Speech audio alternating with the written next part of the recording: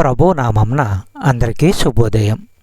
ఈరోజు దేవుని వాగ్దానం ఏమనగా జకర్యా గ్రంథము 13వ అధ్యాయము 9వ వచనము.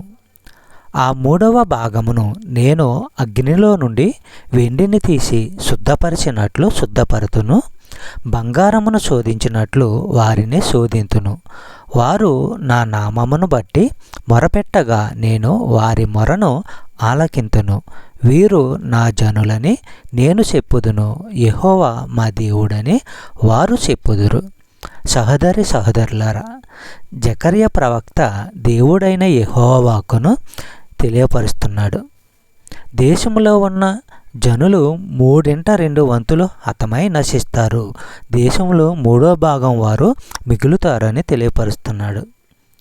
ఎవరైతే 3వ భాగంలో మిగులుతారో వారిని మంటల గుండా దాటించి వెండిలాగా వారిని శుద్ధి చేస్తాడు, బంగారంలాగా వారిని పరీక్షిస్తాడు అని జకర్యా ప్రవక్త దేవుని మాట గురించి తెలియపరుస్తున్నాడు.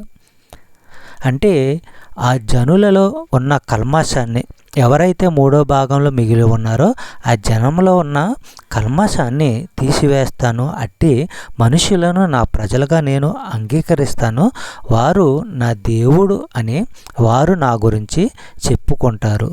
ఇదే యెహోవా వాక్కు అని దేవుని యొక్క వాక్కును తెలియపరుస్తున్నాడు జకర్యా ప్రవక్త.